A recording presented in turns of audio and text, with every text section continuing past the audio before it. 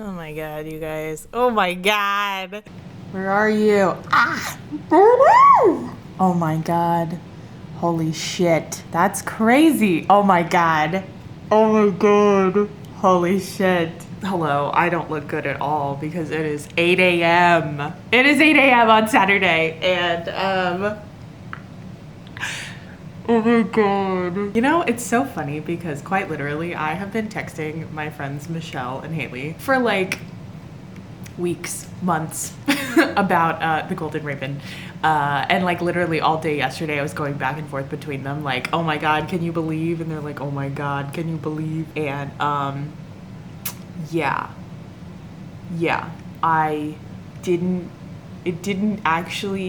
it hasn't hit me until just now where this is.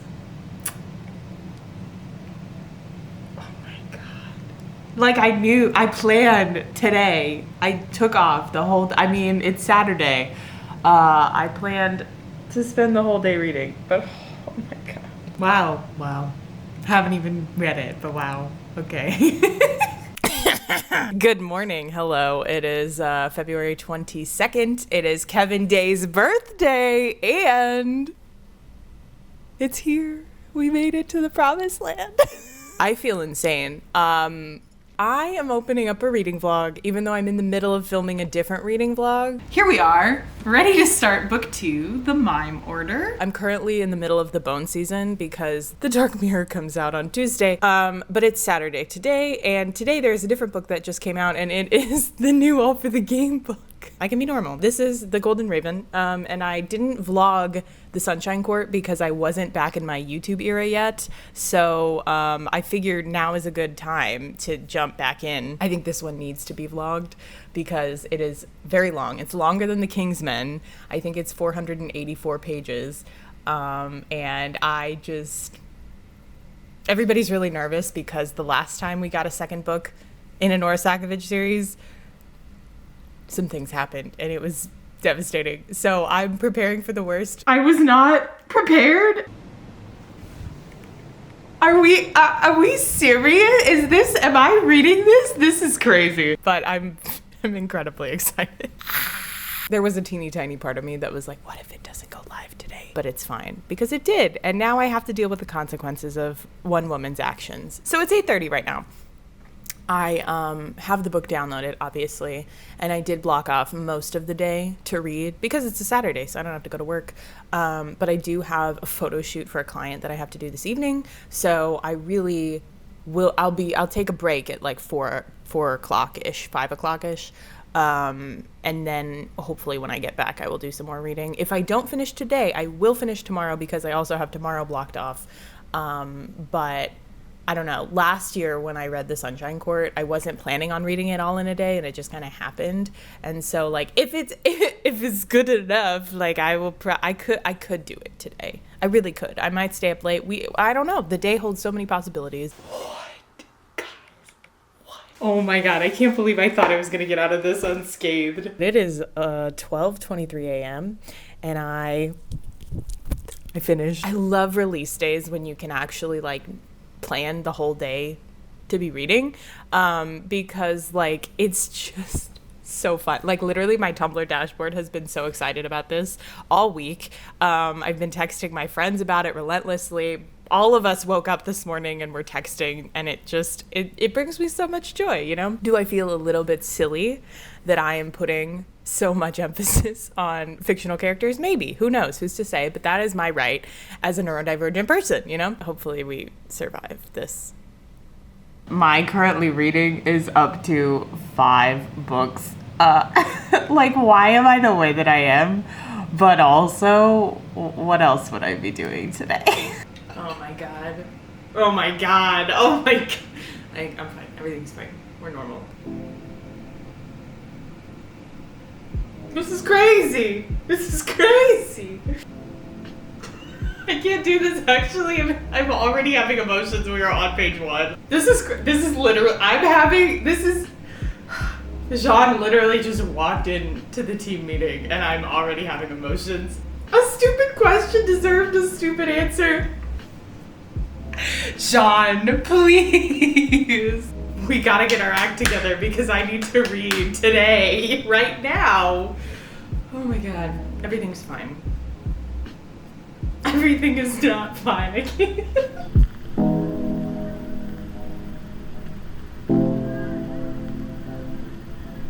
Let's not talk about the fact that I had to change my shirt because I spilled coffee on it. Don't worry about it. Anyway, I haven't read anything, but I have read something.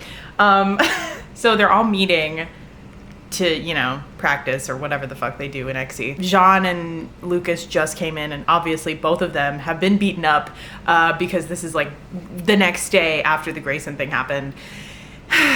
And I'm feeling so many feelings, but I'm gonna bypass all the feelings and jump to the coaches held up a picture of Grayson, and they were like, if you see him on campus, please call. We hate him. He's a menace. And I just can't help but think that Jean is sitting there like, this is so stupid. Neil Johnston is killing him immediately. New iconic line of all time. Friend, Xavier said it last. It's just ibuprofen. I can read, Sean said. I can't do this. I literally cannot do this. Oh my god. Where is your rage? Shut up, Xavier.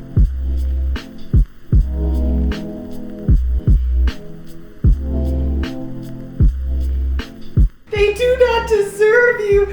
Oh my god, I'm gonna fucking...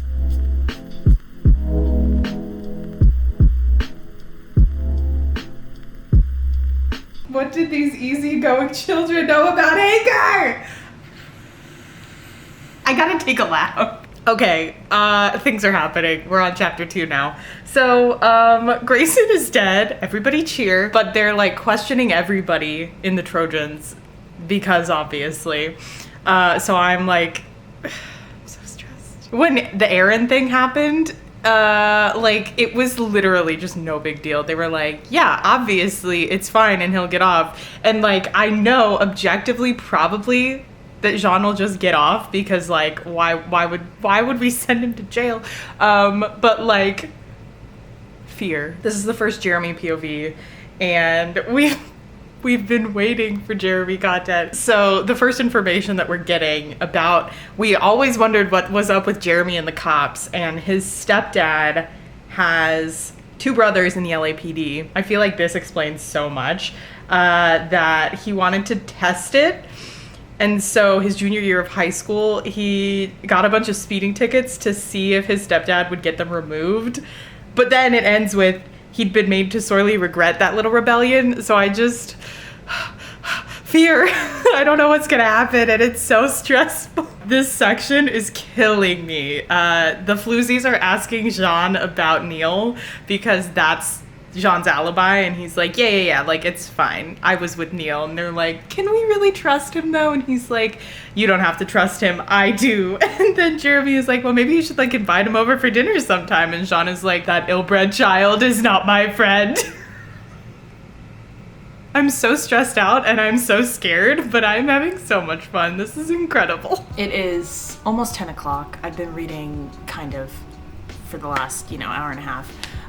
It's really hard. It's really hard to read, new release books that you're excited for because, on the one hand, I've been waiting months for this moment, and I'm so excited and it is so good.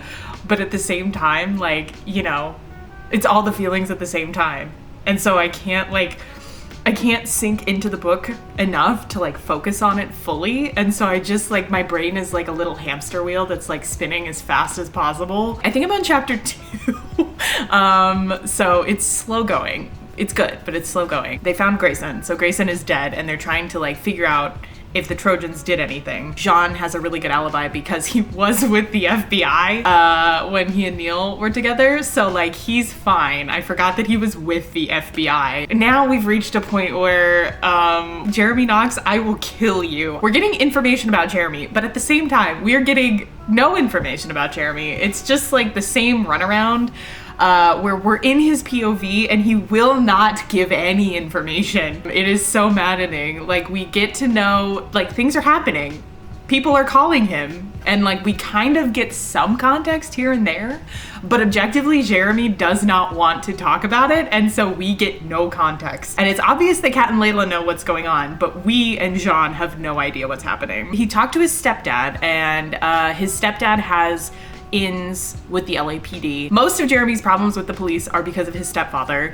I also think it's really hilarious and great that Nora is so adamantly ACAB, because like I can just feel the hatred for the police coming off the page, and I'm like, yeah, like me too. I also am terrified and angry at the police. So anyways, he talked to his stepdad.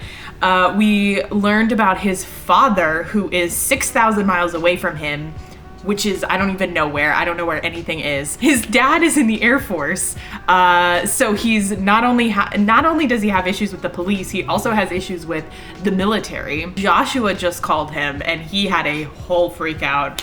I gotta say, I do love that this is from 2007, because like the phone and rice representation, really killing it. It's so good. But we don't know who Joshua is. I feel like he might be a brother. He got a message from him, and Layla and or Kat were like, no, don't look at it, don't do it. And obviously he had to look at it, so when he read it, he didn't tell us what the text said. He just closed the phone and put it in his coffee. I don't know if I said this, but I'm talking about it because I think it's so good. Two things. Number one, the ibuprofen scene, insane. It's insane. Number one, because Jean didn't get any medical attention really with the Ravens. Number two, because Xavier doesn't know like his background with the Ravens, and so he's like upset, obviously, but he's also just like trying to get him to take some ibuprofen. Ibuprofen, my beloved. And then the other thing that happened, because of all of this cop situation, like they're obviously asking him about Neil. And I just think it's hilarious that they were talking to him and they were like, man, like it's Neil Johnston. Like, can we trust that guy? And it's like, not really. He is a pathological liar, but also he's rehabilitating himself. He's doing better. I just love that in some ways Jean defended him, that he's like, no, like we can trust him. I do trust him with my life, but he is not my friend.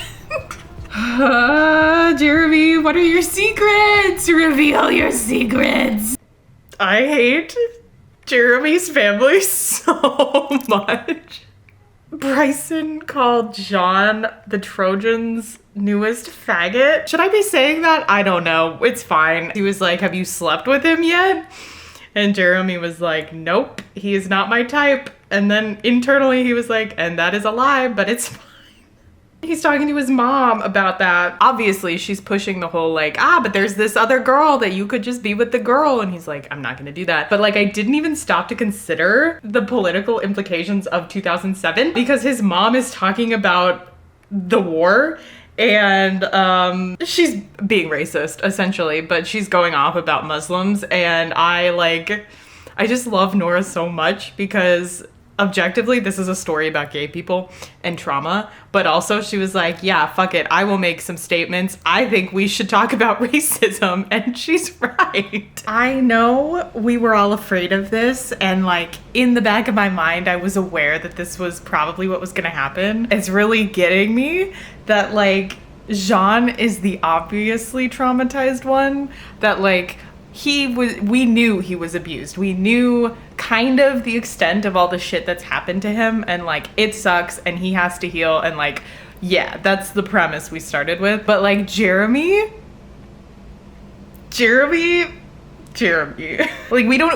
I still don't even know anything that's actually been done to him. There are so many hints. I'm so interested and terrified to know what happened with Bryson. And then there's the Joshua situation. Like I don't even know what happened to him, but like he hides it all behind his like cheery, happy facade. I knew I should be afraid of this book, but it's still insane to me that like the bait and switch that happens, that it's like, yeah, we were worried about Jean, but like we really probably should have been more worried about Jeremy. I don't know how to handle that. He just had sex with Leo, and when he's talking to Jean, right after, I think it's Kat said, or maybe it was Layla, I don't know. One of the girls said that she loved Jean, and he freaked out. And Jeremy went to go talk to him really quick, and he was like, yeah, you know, like the first time she said it to me, I freaked out because I was like, I can't believe, like, you're the first person to say that to me, but also, like, do I even deserve it? Like, et cetera, et cetera. Thinking many thoughts. And I wish I was thinking less, quite honestly. So it's 11:15, and I've been reading. I'm like 18% through. It's crazy. I feel like I finally like sunk into the story enough that I can like make some progress and focus a little bit. But it's still, right now Jean is at dinner? Lunch? I think dinner. He's at dinner with the weird throuple of Cody, Pat, and I think it's Ananya. Final answer, Ananya. So the three of them are at that restaurant, and obviously Jean is having a bit of a hard time, but they just finished like practicing together, and we finally got to see like some more XC happening. And I think one of my favorite things about where we're headed now, since we have the whole team there, we finally get to see the Trojans together, and not just, you know, like the floozies or like the captain or whatever. Like, we get to see like the real people of the Trojans team. So like the Derricks and Nabil and a couple other ones. Jean is so funny because he has opinions, and he does genuinely want his team to be good.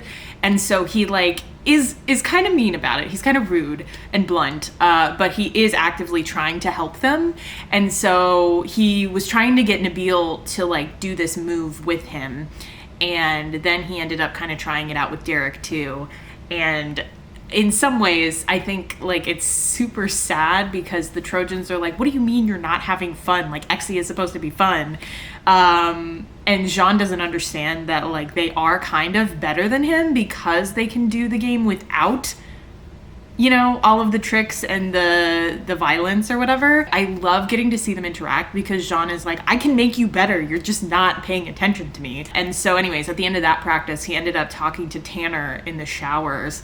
And Tanner is like, I want to do that. Like, I want to do these drills. Like, please teach me. And Jean is like, I mean, I guess if you can. It really is so similar to the original trilogy. The problem with the original trilogy is there was no teamwork.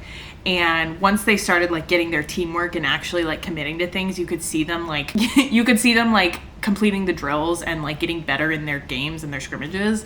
And like there's still a long way to go before Jean like fully like gets in with the rest of them, but like we are setting some really great foundations for the future that like once he does some more healing, like he will come around to their way of thinking. Jean did the thing. He said, have a winning day. And I think on the flip side of that, the Trojans will start to do some more Raven drills. And I think once you mix the two together, like it's gonna be fucking unstoppable. And I cannot wait.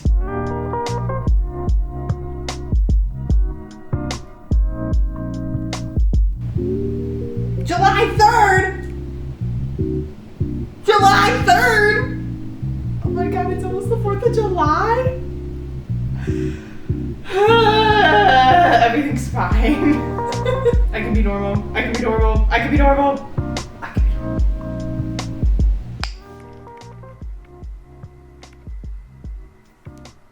Oh my god. What the fuck, you guys? Oh my god. This is my stopping point. I need to eat, and I have a HelloFresh meal that's gonna go bad if I don't cook it, so I'm going to be so fucking brave, and I'm gonna step away from the book, and I'm gonna cook the food, and I'm gonna eat the food, and then I'm gonna read. I'm like literally shaking. It's fine. The part that I just read. It's the 4th of July.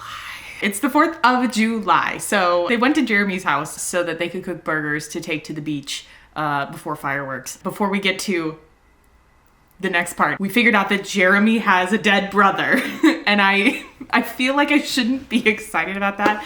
Obviously it's a very serious thing, but like, not to like check off my bingo card, but like, I feel like a lot of people predicted that he had a dead brother. It was kind of obvious, but we still don't have any information about it. Just that it's been 4 years since he died. Jean asked him if it gets easier, and I just like, that whole scene was crazy, but we really need to talk about the fireworks. actually, before that, we can't even talk about the fireworks yet. We have to talk about Xavier. They're playing volleyball and something happens that Xavier gets like knocked over, and obviously Jean freaks out because he's like, you just had surgery, like you need to be able to play. And they're like, oh my God, he doesn't know. He doesn't know. Xavier has to go over there and explain top surgery to Jean, and like the whole team is just kind of like, what are we doing? Like, how are you gonna react to that? Obviously, Jean is the best, and so he it's so funny because on the one hand, he's kind of like, why does it even matter? Like, I'm here for Exy, like, I don't even care. But on the other side, I really appreciated the line where essentially, like, you do whatever you have to fix what's broken. Like, that is such a beautiful way to look at transness. The way that Jeremy reacted to Xavier talking about all of that was so sweet. And on top of that, the line where Xavier's like, I like him. Let's keep him forever. And Jeremy is like, that's what I'm trying to do. Which brings me to the fucking goddamn fireworks. I was not prepared, and I don't think Jeremy was either, frankly. Literally, I'm just still shaking. I have to reread it. I just think it's crazy how intimate these two are.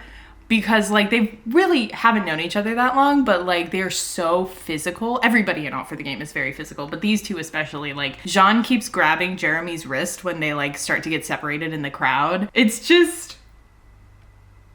oh my God. They literally haven't even kissed. They aren't kissing, but there's like this intimacy between them that is blossoming that is so good. And I actually saw a post on Tumblr a couple weeks ago where somebody was like, they were implying that in the original trilogy, like, we didn't get any Andriel content, like physical Andriel content, until the third book. And so by that implication, they were like, there's a high probability that like we won't get any actual Jared John content until book 3. And like some people were like upset by that or whatever. But like I had to reblog and add that like I genuinely like I like Jean and Jeremy together, and I think they would make a fantastic partnership. But at the same time, like I'm not in it for the sex, obviously. I'm not I'm Arrow Ace. That's where we're at. But like there is something so special about the intimacy of non-sexual relationships. Not that they don't have a sexual chemistry. Like I acknowledge that both of them would love to fuck the other one. I get it. They're horny as fuck. It's fine. I am more interested in the emotional side of it. Like I want to see them open up to each other because both of them are like hiding huge parts of themselves from the other. And there's this intimacy blossoming that's like trust and honesty, and they're not quite there yet. They have a ways to go. But like I want to see them be like upfront and honest and trusting with each other, not necessarily kissing each other on the mouth, but like I would take that too. It's crazy. I feel crazy.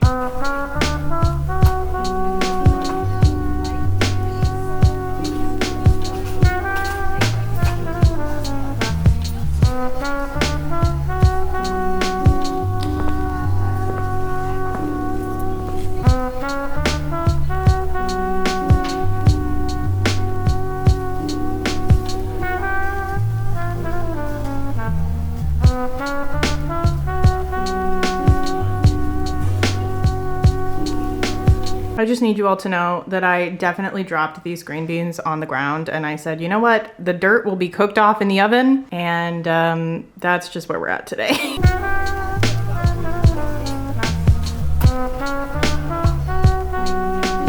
First of all, they had the Aaron Minyard trial, and so they kept giving us information about the foxes, and Aaron was cleared of all charges, which is not surprising. So then the Ravens sent Jean his car, and he obviously had a freak out. But now Kevin is in town for the interview. Andrew came with him. And I'm losing my mind for obvious reasons. But mostly because Michelle just reminded me that Andrew said he would never set foot in California again. They just had the trial, and he definitely testified at the trial. And also, he just made a comment that was like, the team will eventually learn how to tune you out just like I did. And Kevin looks at him in the rearview mirror and he's like, you tried. Like, this woman is feeding us so well. I love Nora so much. I can't breathe. This is the funniest turn of events, actually. Jeremy is driving Kevin and Andrew back from the airport, and they're all just like chit-chatting. And they ended up talking about the foxes, and eventually Jeremy was like, so like, when's Neil gonna come see Jean again? And they were like, what do you mean again? And he's like, what do you mean? What do I mean? He was just here. Like, they knew he was going, I think they knew he was going to meet the FBI, but they didn't know Jean was going to be involved in that. And so the two of them, Andrew and Kevin, are both just like, you've got to be kidding me. Like, Andrew completely checked out of this conversation, not interested at all. They mention his boyfriend and he's like, he did what? Especially because Kevin called Neil, beat him out in French. Neil would not explain because he's Neil. And at the end of all of that, Andrew just goes, typical. That's my idiot. That is my idiot. I love that guy. I'm having emotions. I'm having so many emotions.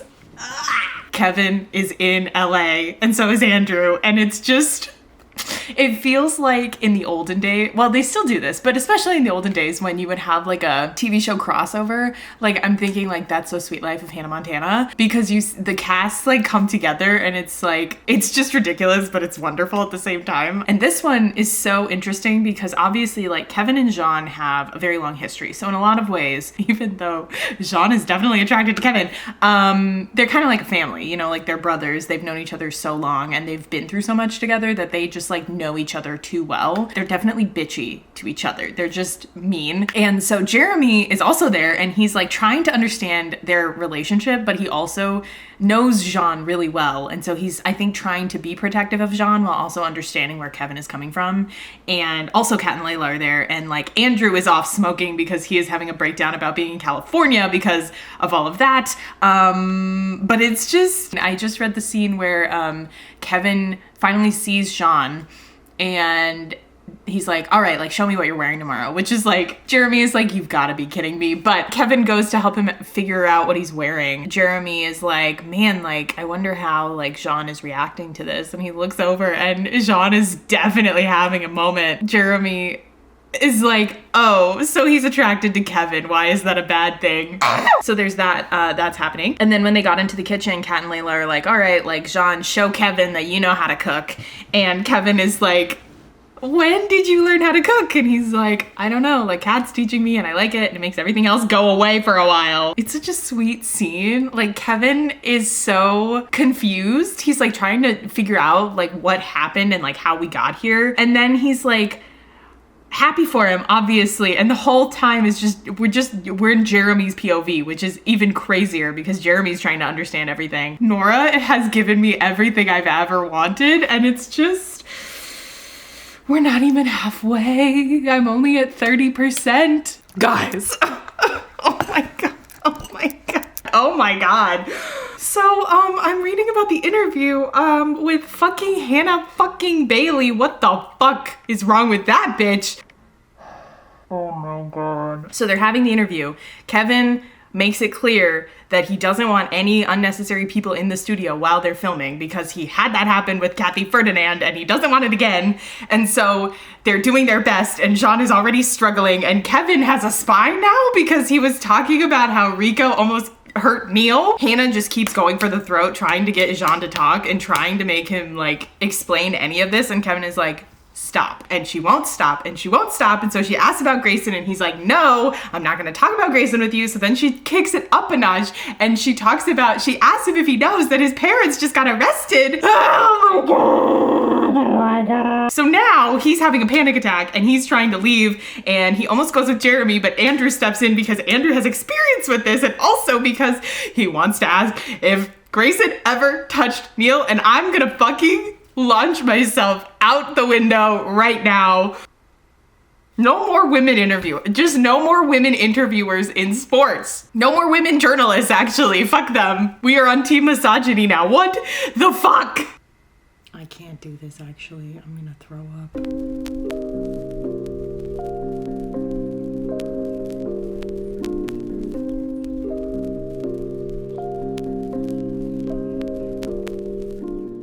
I can't get over how protective Andrew is of Neil.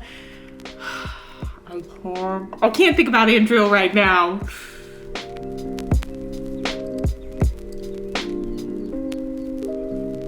Oh my God. You of all people should not have to ask. Oh my God. Levels of crazy I did not know we could reach. I'm screaming, I'm throwing up, I'm crying, I'm kicking my feet. What the fuck? Bryson showed up at the house, obviously, looking for Jeremy. And so Layla went to go deal with him. But while he's, you know, trying to get into the house, Jean is like, no way. This is my responsibility. I will fight that guy. And first of all, the scene where he like tells Jeremy to let him do it. Let's just sit with this. John caught hold of Jeremy's chin and forced his attention away from the doorway. Killing myself. Jeremy looked thrown, like he'd already forgotten Jean was standing there. Jean dug his fingers in and insisted, I am your partner. It is my place to assess and handle threats against you, not hers.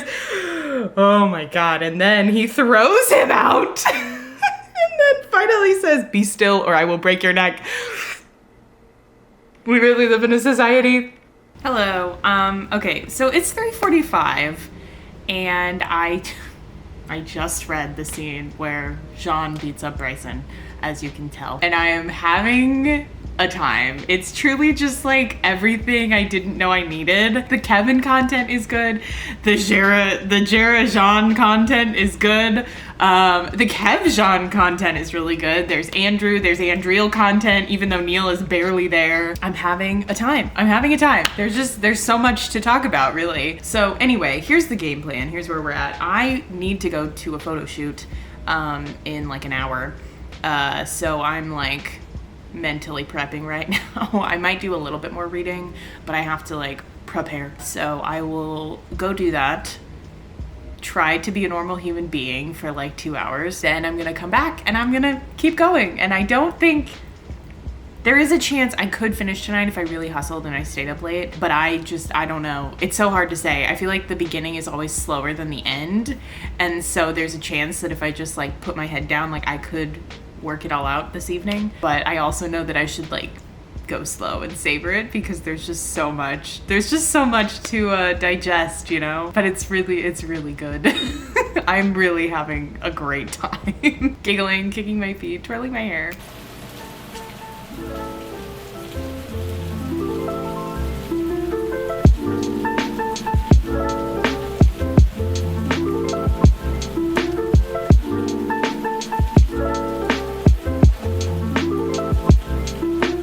I literally am driving to this photo shoot.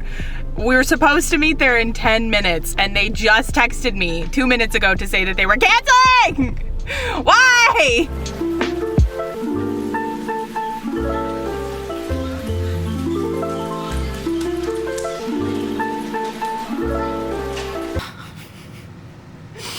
A day in the life of Jenna. So anyway, I literally was on the way to the photo shoot. We were like 15 minutes out from when we were supposed to meet, and then they decided to text me that they had to reschedule, which is fine.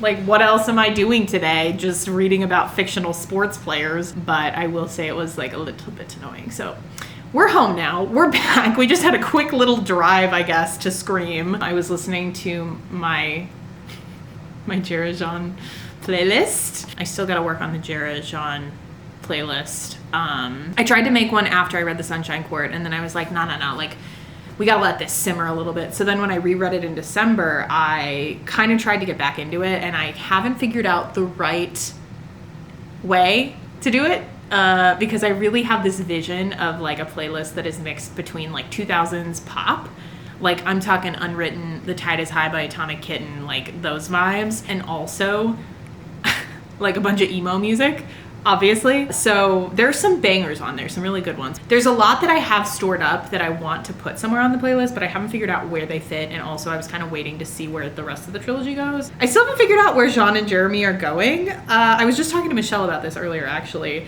It's really frustrating because in the past, Nora made comments that like, it's a fan ship. Like the fans came up with Jera Jean and she did not.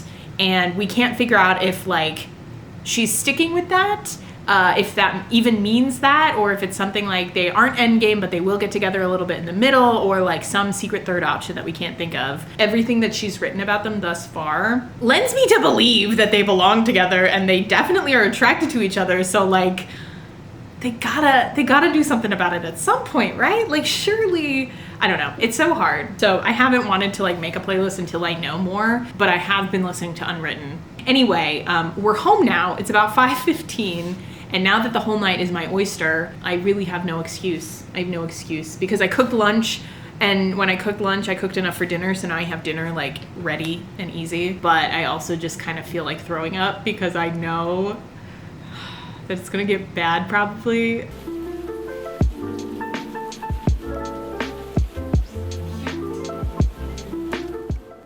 How do you say bro in French?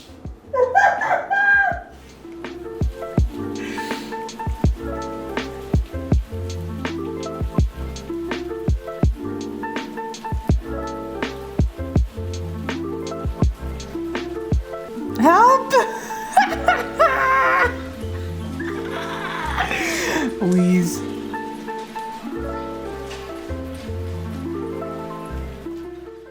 Guys, I'm so serious. I cannot keep doing this. Jean just had his first psychiatrist appointment, and Jeremy's passed out, right? He's taking a nap. And the way that Jean chooses to wake him up is by putting his fingers to his temple. Are we serious? And then after he freaks out about it, he starts harming himself, and Jeremy just begs him not to, and then he does, and I can't do this. I'm still not even at 50%. I'm still at 46%. This should be illegal. I'm going to sue. It's almost 7 p.m. I've been reading like all day and I still have half of the book to go, which is great because I don't want this to be over. I'm gonna eat. I'm eating dinner.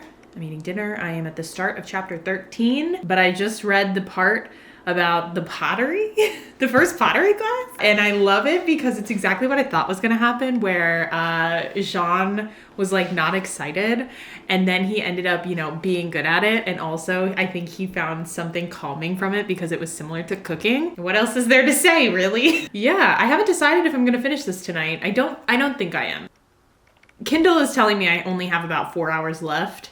So I have been waiting for Jean and Jeremy to talk about the French that Jeremy is learning. They are on the bus talking about it. And Jeremy just said, I'm not learning French for anyone but you. So I think that is my 13th reason. Locking that in. Final answer. I'm unwell. I'm deeply unwell. So they made it to the hotel before the banquet. And there's a lot of things that are being said right now that are driving me crazy. The moment when Jeremy is on the bed, Jean leans over him and Jeremy is like, I can't think about anything right now, but I can't make a move on him because he's been hurt and I would never do that to him. And then after all of that, they're helping each other with their ties and I'm unwell. I am deeply unwell, gentlemen. I cannot do this. And we haven't even gotten to the banquet yet. And we still don't know what happened at Jeremy's freshman banquet. But Cody did tell us that Noah committed suicide. So that's good. Oh my God. This is so...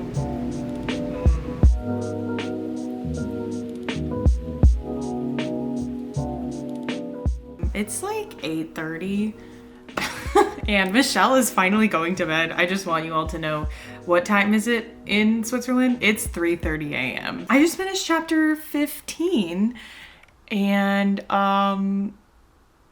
craziness. I just read about the banquet. So the banquet happened and there was a run-in with whatever the fuck, White Bridge, whoever the fuck those guys are. And Jean almost snapped and then Jeremy had to go for a smoke break. Everything was just not good. Then at the end of all of it, Jeremy decided to go have sex with Ivan or whatever the fuck his name is. And when he got back, he had bruises on his neck and Jean kind of lost it. Then Jeremy finally told us what happened during his freshman banquet. And it's crazy. It's not surprising. It totally makes sense. And I think generally people kind of guessed that was what was going to happen. But there was a faggot orgy with cocaine. Good for him, I guess. That's something that we have to think about now. There was a part when Jeremy is talking to that guy that he sleeps with, and the guy essentially is implying that, like, I don't know, that the reason that all the Jean stuff is happening is because Jeremy is a slut. And he like makes some comment where he asks if Jeremy has fucked Jean yet. And all I could think about was the parallels between Jeremy and Jean and David and Laurent, because the same thing happens in Captive Prince. Like, everybody walks around being like, okay, David, like, have you fucked that guy yet? Are you fucking that guy yet? Will you fuck that guy yet? And David is like, no, I haven't. I'm not going to, blah, blah, blah. And also, there's like the added layer of the sexual abuse that makes things difficult in that relationship and coincidentally in this relationship. But it's the same thing kind of, where Jeremy is just like Damon, that everybody just is like, he's your type. Are you gonna fuck him? And he's like, well, no, but like I wouldn't say no, you know? And I can't get over how angry Jean was when he saw Jeremy with all the bruises on his neck. Like, and it's only 8:30, so like I have plenty of time to do more reading tonight. I don't know when I'm gonna stop. I'm almost at 65% of the way through. Wait, I am just realizing Jean hasn't played like a good game where he hasn't been injured, like, ever? Is that real? Am I making that up? Anyway, they're about to play White Bridge. White Ridge, I still don't know which one it is. It doesn't matter. I'm excited, actually. I'm scared, but I'm excited. I really hope that Jean leans into the Trojans' attitude. I think that would be fun. Are we kidding right now? So, first of all, we're playing the game. They're playing White Ridge. It's White Ridge, not White Bridge. They're playing White Ridge. And first of all, the coolest thing that is happening is that Jean is essentially using the Ravens against them, because he was on the Ravens, and so he knows how to be violent, and he knows how to avoid violence, and he knows how to like be given violence. And so he literally like is invincible because he can predict what's gonna happen, and he can withstand the violence that the Trojans can't. And so he literally is just like Superman. It's incredible. On top of that, we got the scene that everybody has been waiting for. This guy is coming at him, and Jean did the thing. He said, have a winning day. I'm having a winning day. I am having a winning day. Even though I want to do something very drastic, I'm having a very winning day. Thank you, Jean. Okay, so Zane showed up at the game, which was strike one, already bad. Number two, he took Jean, I was gonna say Jean, he took Jean into the locker room to talk, and it's been going bad, but I just... Okay, but he's throwing all these accusations at Jean. Jean is getting angry. He punched him and is standing up for himself. And then at one point, Lucas tries to come in, and Zane freaks out and tries to attack Lucas, and Jean immediately protects Lucas and tells him to leave. And then, just now, Zane is, you know, saying his shit, and he almost calls Jean a whore, but then Coach Riemann comes in and fucking decks him. Oh my god. This is... What? I have to read that again, because what?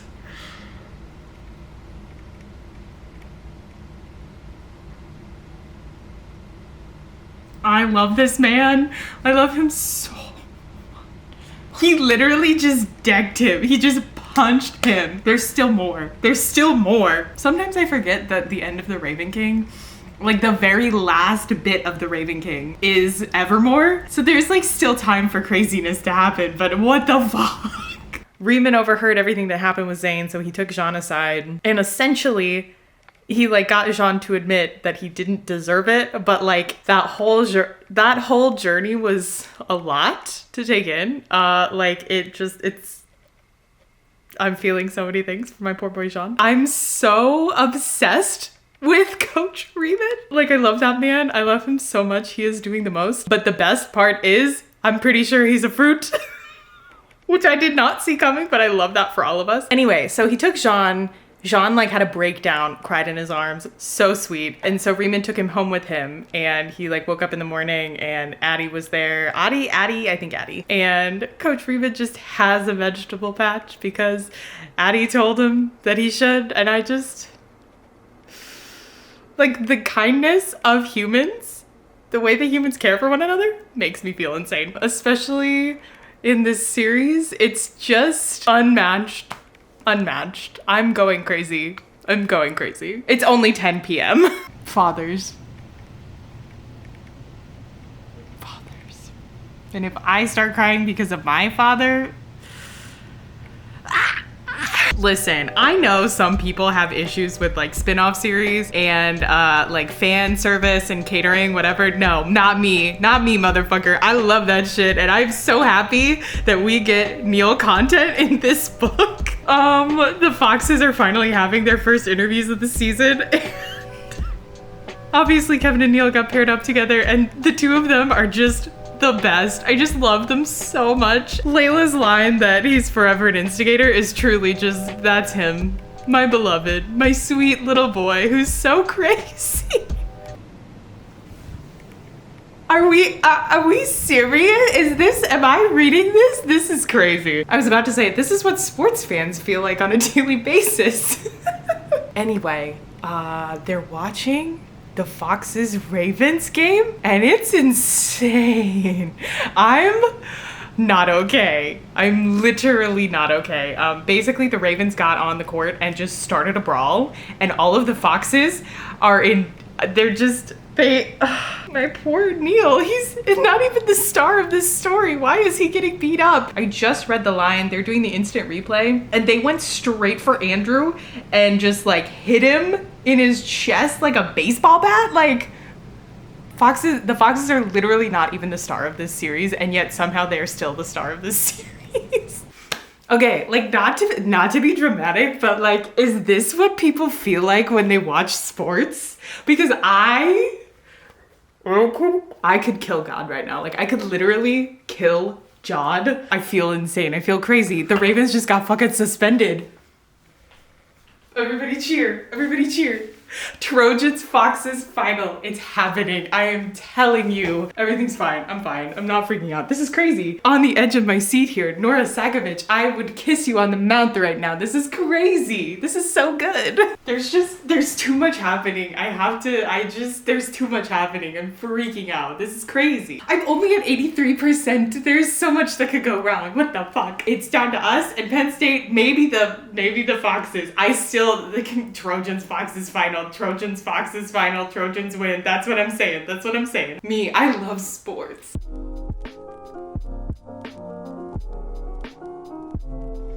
I'm so stressed. She fractured Neil's ribs?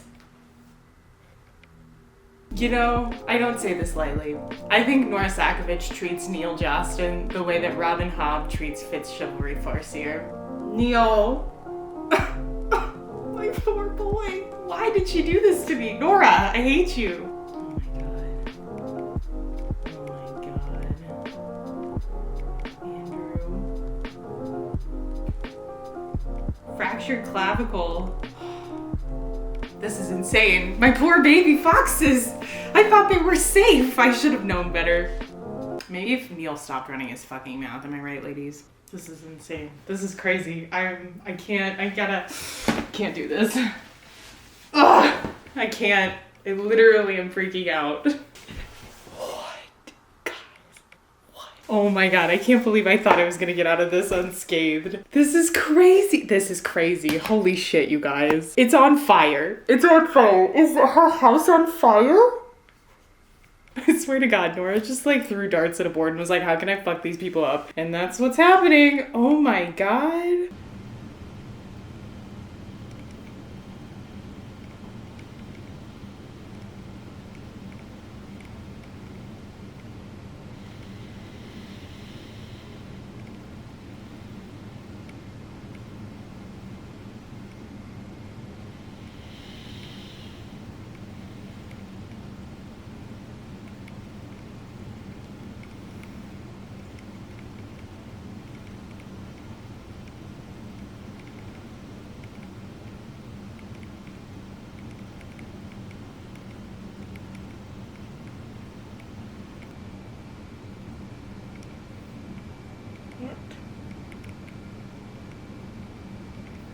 What? Oh my God, this is crazy. And nobody has read this. None of my friends are awake right now. This is awful. I don't even know how to process this. That was the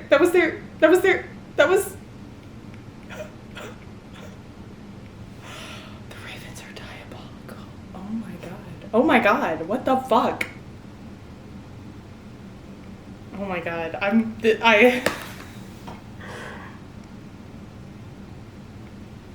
was so naive to think I wouldn't get hurt. This is the woman who wrote The Raven King. Are we serious right now? Oh, I should have been more prepared. This is on me. This is really on me. Oh no. Oh God. I can't do this actually. Nope. I am deeply unwell. This is so... If I wasn't so hyped up right now, I would be crying. What a bitch. Nora, why would you do this? I swear to God, Agent Browning is so over these fucking Exy players. I'm wheezing. Jean's like, I didn't do this. And he's like, yeah, I know who did it. And he's not connected to these businesses. And Jean just looks at him. He's like, I don't know why you look so surprised. Try to remember you're a material witness in the biggest case of my career. And John just goes, you've mistaken me for Neil. Wait, it gets better. He tells Jean that they can have witness protection, and Jean is like, we're only 2 games into the season, shut the fuck up. And Braddock just goes, I hate this sport. Explain to me why they're all like this. And Owens just goes, you got me, boss. I'm a Knicks fan.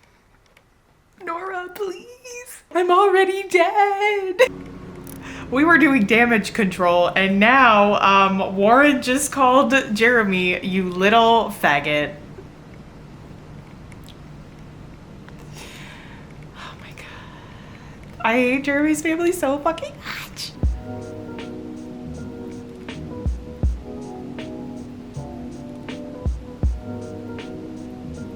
Aww. Whoa. I'm gonna throw up. Round like the gaze that sought Jean out in every room. What the fuck? Hello, hi.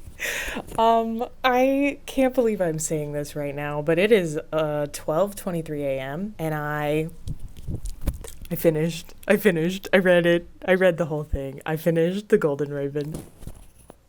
And I know I don't have the capacity to fully process this right now, so I don't know. I don't know if I'm going to film a review tomorrow, if I even need to film a review, because I kind of talked about everything here. There's just so many thoughts going through my head. I've experienced so many emotions in the last 5 hours alone. Can we just talk about whose rules? Renee asked, and Neil's voice answered a carefree, the rules have changed.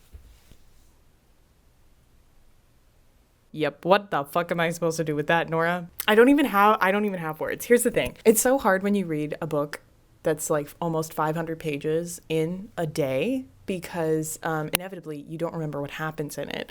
Like, I don't even remember where we started this morning because it was hours ago, you know? It was a very long time ago. I was a different person back then. I don't know what happens in the middle. The only thing I can remember pretty much is like the Fox's Ravens game and the Arson and now Jabberwocky Moreau, because of course. Did I like it? Yes. Was it good? Yes. Where does it rank with all the other books? I don't know. I love Nora Sakovich so much for so many reasons, but mostly because she writes characters so well. She has really great plot, but I think overall she does such a good job of like bringing her characters to their knees so that they will like sprout like little flowers. And all of that to say, I loved getting to watch. I feel like we have 2 different things going on here. Jean spent this book obviously going through a lot, but I feel like by the end of it, he's reached a point where he's like miles ahead of where he was at the beginning of this book and beginning of the Sunshine Court. Like he has made a lot of progress. He has friends now. He like goes to therapy. He cried in the arms of his coach. He thinks his coach is kind of like a father to him. Isn't that insane? He really is coming alive. And I feel I just love him so much. Like the changes in him in this book have been so great to witness because he is such a caring person and he is trying to overcome so much trauma. But like at the same time, he just like genuinely cares. And I was so touched by like all of the little like intimate details that he had, like especially towards the end when Layla is having her moment and they are out on the porch together of the new apartment and she's obviously struggling and he's like, I don't know how to help you, but I know you helped me once by doing this, so let me just like do this for you. It speaks so eloquently to humans and like needs and how you can help people.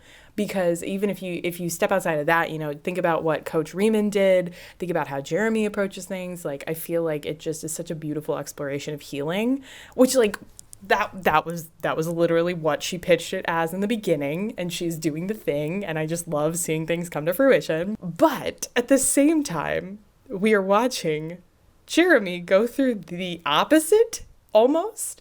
Like he has not done any healing, I would say. It's only gotten worse for him.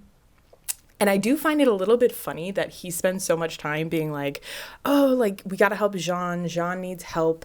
We need to make sure he has what he needs. Like, we want honesty from him. We want to see him grow and change. And it's like, he won't do the same thing for himself. I am so terrified to see him crack, because like he really hasn't cracked yet. We've like seen below the surface a little bit. We finally have some answers as to what's been happening in his life and his world, and it's getting worse, and I don't really know how to process any of that. But objectively, like, we have not seen him break. We've seen Jean break, and I think Jean has finally reached a point in his development where like he is ready. He is ready to like finally be a person. Not to say that he won't have problems in the next book, because like obviously he still has a long way to go, but I feel like going forward, like so much of the healing has to come from Jeremy, and Jeremy has to go through a lot of shit to be okay, especially because of his whole family situation. And I can't think about it too much or I will go insane. I feel a little bit better now that we have some answers about what happened to Jeremy and why he's like this and why his family is like this. I feel like we still don't have enough answers because I have so many questions still, but like he gave us something a little bit, kind of, sort of. I literally didn't expect so much Fox content. Like, I feel like I should have expected that, but I kind of forgot that we had to go through like the normal season. And so once like the school year started, I was like, oh shit, we're playing Exy, and the Foxes are a part of Exy. Isn't that crazy? Like, I forget that they're more than just my best friends. Like, they are relevant to the world at large. I feel like if any other author wrote the plot that Nora has written in this, I would have like called foul, and I would have been really annoyed by it because it's like slightly deranged. At the beginning, I feel like when the ravens started dying is not the right word, but you know, when the ravens started committing suicide, it was kind of like, whoa, that's crazy, you know, like a couple of them did it, that's wild. And then by the end of this book, it's just like, oh, and then we lost like 2 more, and then there was another one that died, and it's like, girl, you are just killing off ravens. I was gobsmacked during the Foxes Ravens match, and I was even more upset at how, well, I was upset at how my Foxes were treated, obviously, but I really felt for everybody involved when Coach Riemann was like, yeah, Andrew is gonna get like a red card and like 5 games suspension. Everybody was like, what do you mean? I think it was Sebastian who was like, that's unfair because he literally didn't start the fight. She was going to kill Neil. And I didn't get to talk about this part. Thea ends up at the Foxhole Court to like do damage control and like kind of deter the ravens from whatever. During that scene, it's truly just all for the game as a comedy, because she's in the middle of her interview and then who rolls up the fucking Maserati. And my favorite part about that scene is that whoever's narrating, I think it's Jeremy, he's like, Andrew was like driving the car, and also Andrew was in the passenger seat. So close. There is only one Andrew. I also loved Neil in that scene because he's so unhinged. Like, I know he's unhinged. He's Neil Jostin, but like, he just gets even more crazy and deranged as it goes on. Like, the way he gets out of the car, the way he interacts with the reporters, like, he genuinely just does not give a fuck anymore. And I feel so bad for Kevin. And I feel so bad for Andrew. Like, it's just a joke. And Wymack, poor Wymack. Also, can we talk about the fact that Jean talks to Wymack and they're like, I didn't think you kept up with him. And he's like, I don't. And it's like, buddy, you literally called him my father figure a couple pages ago. But it was really funny though, because anytime they came on the page, I was literally just like, oh my God, I know that guy. Like, that's my best friend. Aaron Minyard, that's my best friend. I would give so much money to get any Fox POV from that game. So much money. I would give so much fucking money. So much happened in this book, and I will not be able to process it. And I really already want to reread it, but I can't. I have to focus. I'm shifting into the Bone Season mode. I just marathoned this whole book today, but now I have to get through my reread of the Bone Season so that I can read The Dark Mirror, which comes out on Tuesday. And I have a feeling that that is going to be potentially more emotionally devastating than what I read today, which is saying something because I was very emotionally devastated today. I'm thinking about all the places we could go in book 3, and I have to say I'm terrified. In some ways, Jean is the main character. He's not, both of them are, but he's the main character. And so you'd think that if we were following the Kingsmen kind of vibe, like, he would have to have some kind of weird breaking point in the middle of that third book. But I do believe we are going to get like a Baltimore type of energy from Jeremy, and that is actually the scariest thing I've ever heard. But I firmly believe that it's going to be a Fox's Trojans final. Anyway, there's so many possibilities. I feel insane. It is after midnight and I am on fire, just awake, cannot talk to anybody. Michelle might be awake soon though. We're getting close to that time in Switzerland. Anyway, I have to be normal. How am I going to be normal for the rest of my life after that? Holy shit. Anyway, thank you for sticking around for this. This was fucking wild. I didn't really think I was going to do it, but I read it all today. I will leave you with that, and thank you for watching. I hope you survived. Bye.